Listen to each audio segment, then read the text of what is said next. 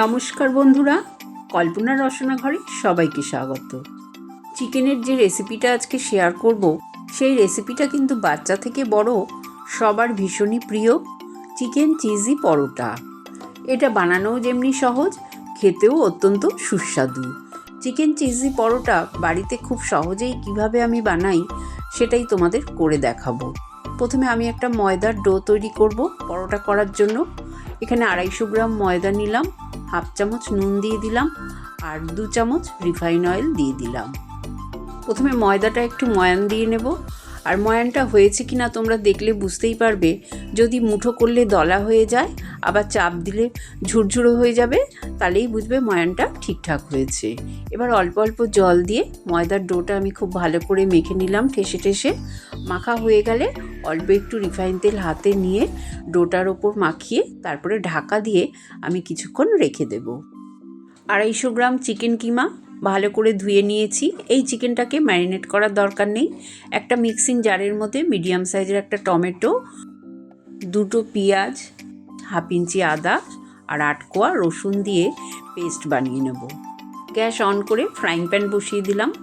তাতে আমি দিয়ে দিলাম 3 চামচ মতন রিফাইন অয়েল। তেলটা গরম হয়ে গেলে আমি যে মশলার পেস্টটা মিক্সিং জারে করলাম, পেঁয়াজ, টমেটো, আদা, রসুন দিয়ে সেই পেস্টটা দিয়ে দেবো। এবার গ্যাসের ফ্লেমটা মিডিয়াম টু লো করে আমি এই মশলাটা খুব ভালো করে তেলের সঙ্গে ভেজে নেব, যতক্ষণ না পেঁয়াজ, আদা, রসুনের কাঁচা গন্ধটা চলে যাচ্ছে। তারপরে আমি দিয়ে দিলাম চিকেন কিমা দিয়ে এবার আমি গ্যাসের ফ্লেমটা বাড়িয়ে দেব। স্বাদ অনুযায়ী নুন দিয়ে দিলাম, হাফ চামচ করে লঙ্কার গুঁড়ো, জিরে গুঁড়ো, হলুদ গুঁড়ো আর দিয়ে দিলাম ধনে গুঁড়ো। এই সব মশলা দিয়ে চিকেনের সাথে খুব ভালো করে কষিয়ে নেব। 4-5 মিনিট এইভাবে রান্না করার পর তারপরে আমি গ্যাসের ফ্লেমটাকে একদম লোতে করে ঢাকা দিয়ে আরও 8 থেকে 10 মিনিট এইভাবেই বসিয়ে রাখবো। 10 মিনিট পর ঢাকনাটা খুলে তোমাদের দেখাচ্ছি। দেখো, চিকেন কিমা সুন্দরভাবে গলেও গেছে আর খুব সুন্দরভাবে কষে গেছে।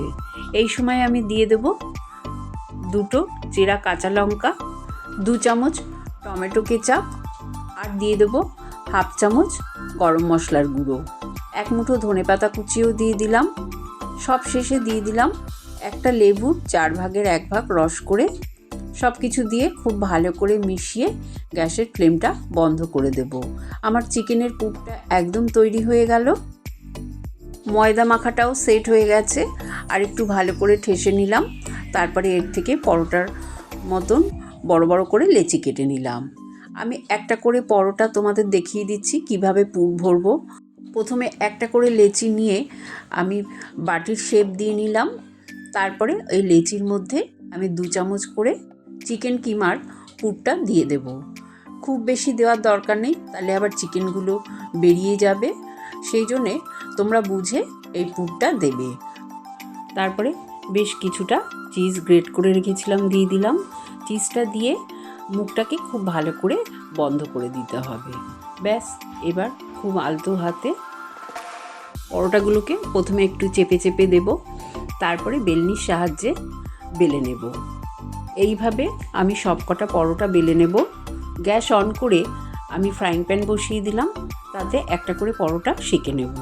1 পিঠ সেঁকা হয়ে গেলে উল্টে দেব। 2 পিঠ এইভাবে শুকনো সেঁকে নেওয়ার পর তারপরে আমি দিয়ে দেবো রিফাইন তেল। আমি পরোটাগুলো রিফাইন তেলেই ভাজবো। তোমাদের যদি মনে হয় তোমরা বাটার বা ঘি দিয়েও ভাজতে পারো, তাতেও কিন্তু খেতে খুবই সুস্বাদু হবে। তোমরা দেখে নিশ্চয়ই বুঝতে পারছো পরোটাটা খুব সুন্দরভাবে ভাজা হয়ে গেছে। এইভাবে আমি সবকটা পরোটা ভেজে নেব। এই পরোটা খেতে এতটাই সুস্বাদু হয় যে এর সাথে খাওয়ার জন্য অন্য কিছুর দরকার হয় না। তোমাদের একটা পরোটাও আমি কেটে দেখিয়ে দিচ্ছি যে দেখো পরোটাটা ওপর থেকে কতটা ক্রিস্পি হয়েছে আর খেতে তো অসাধারণ হয়েছেই। আমি রায়তার সাথে তোমাদের পরোটা সার্ভ করে দেখিয়ে দিলাম। রেসিপিটা যদি ভালো লাগে কমেন্ট করে জানিও। চ্যানেলটাকে লাইক শেয়ার করো। নতুন বন্ধু হয়ে থাকলে সাবস্ক্রাইব করো। সুস্থ থেকো, ভালো থেকো। ধন্যবাদ।